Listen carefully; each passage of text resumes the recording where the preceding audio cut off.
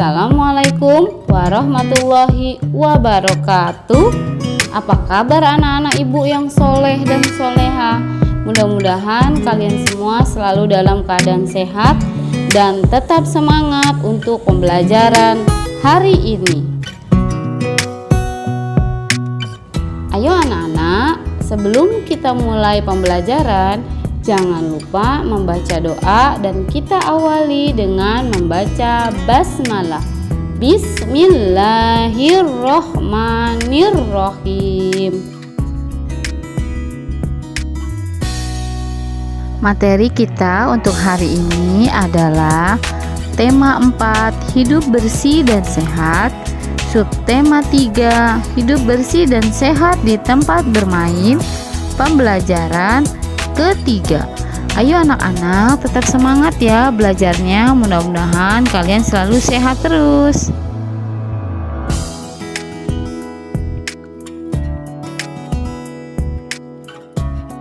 Dayu dan teman-teman membuat kerajinan. Mereka membuat karya membentuk dari tanah liat. Banyak benda yang dapat dibuat dari tanah liat.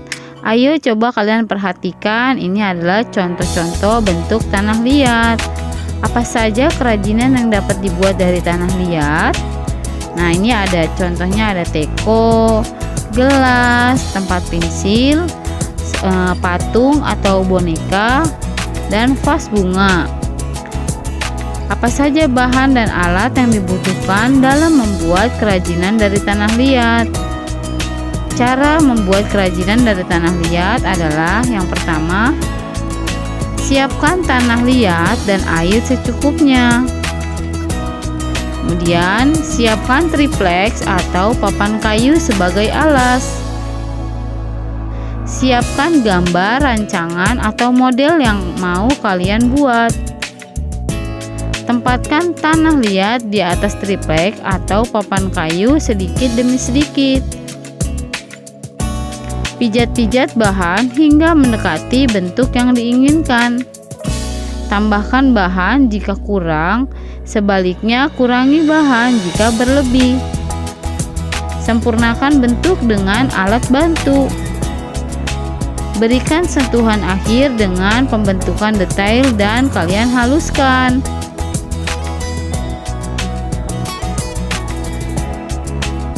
Dayu dan teman-teman telah selesai membuat kerajinan dari tanah liat.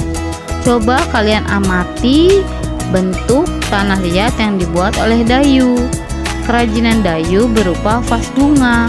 Vas bunga Dayu berbentuk prisma. Prisma merupakan contoh bangun ruang. Coba kalian perhatikan, ini adalah contoh bangun ruang prisma segitiga karena alasnya berbentuk segitiga. Masih ingatkah kalian dengan ruas-ruas garis pada bangun ruang? Ayo kita cari tahu ruas-ruas garis pada bangun ruang prisma segitiga tersebut. Ruas garis yang pertama ada garis AB, yang kedua garis BC, yang ketiga garis AC, yang keempat garis DE, yang kelima garis EF, yang keenam garis DF, yang ketujuh garis AD, yang kedelapan garis BE, dan yang kesembilan garis CF. Jadi ruas-ruas garis pada bangun prisma segitiga ada 9. Sekarang ayo kita berlatih. Tunjukkanlah ruas-ruas garis pada bangun-bangun ruang berikut ini. Kerjakan di buku tugas matematika kalian masing-masing. Ada di halaman 123.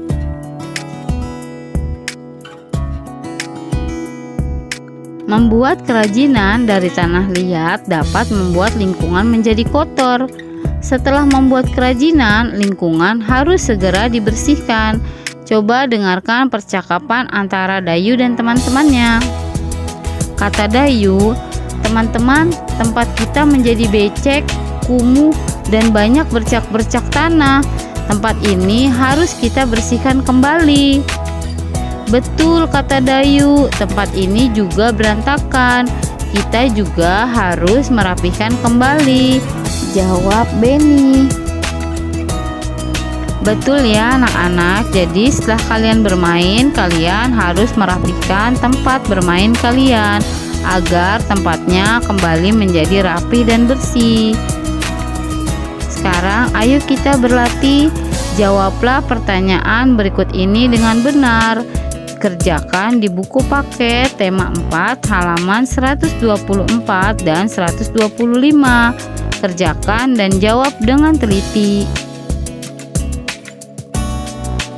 Ayo anak-anak, sekarang coba kalian perhatikan kosakata berikut ini. Ada kata becek, maknanya tempat yang berair. Kemudian ada kata bercak, noda atau kotoran berupa bintik-bintik kecil. Dan yang ketiga ada kata kotor.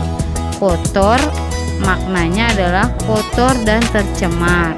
Baik anak-anak, setelah kalian tahu makna dari kosakata tersebut, isilah teka-teki silang berikut ini dengan benar. Kerjakan di buku paket halaman 126.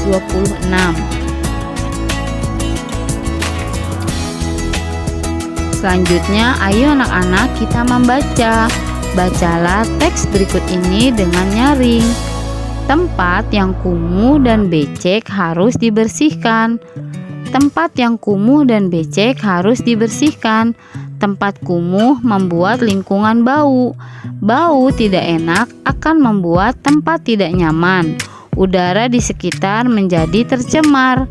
Pencemaran lingkungan bisa menimbulkan penyakit. Tempat yang becek juga dapat membahayakan diri. Tempat yang becek mengandung air. Jika tidak berhati-hati saat berjalan, dapat terpleset dan terjatuh. Kepala bisa terbentur ke lantai. Oleh sebab itu, kita harus menjaga keselamatan diri. Caranya dengan menjaga kebersihan lingkungan agar tidak kumuh dan becek. Coba kalian amati gambar berikut ini dan hubungkan dengan lingkungan di sekitar kalian. Apa saja informasi yang kalian peroleh dari gambar tersebut? Gambar tersebut terlihat sangat kotor dan berantakan. Kira-kira apakah di lingkungan rumah kalian atau sekolah kalian terdapat seperti gambar lingkungan yang kotor dan lingkungan yang berantakan? Mudah-mudahan tidak ya anak-anak. Jika ada lingkungan yang kotor dan lingkungan yang berantakan, kalian harus segera membersihkan. Selain itu, lingkungan yang becek dan kumuh sangat tidak sedap dipandang mata. Ciri-ciri lingkungan yang becek dan kumuh adalah banyak genangan air, banyak sampah, dan berantakan. Lingkungan yang becek dan kumuh harus segera dibersihkan supaya tidak menjadi sarang kuman dan penyakit. Baik anak-anak, setelah tadi kalian sudah mengamati gambar lingkungan yang kotor, selanjutnya tugas kalian adalah tuliskan hasil pengamatan kalian pada kolom berikut ini. Tulis bagaimana lingkungan yang becek dan kumuh. Kerjakan di buku paket halaman 128.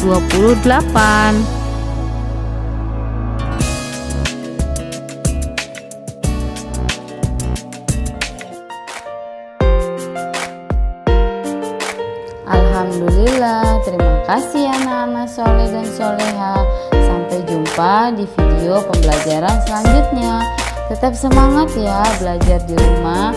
Jangan lupa tugasnya dikerjakan. Mudah-mudahan materi pembelajaran hari ini dapat bermanfaat bagi kalian. Ibu akhiri, wassalamualaikum warahmatullahi wabarakatuh.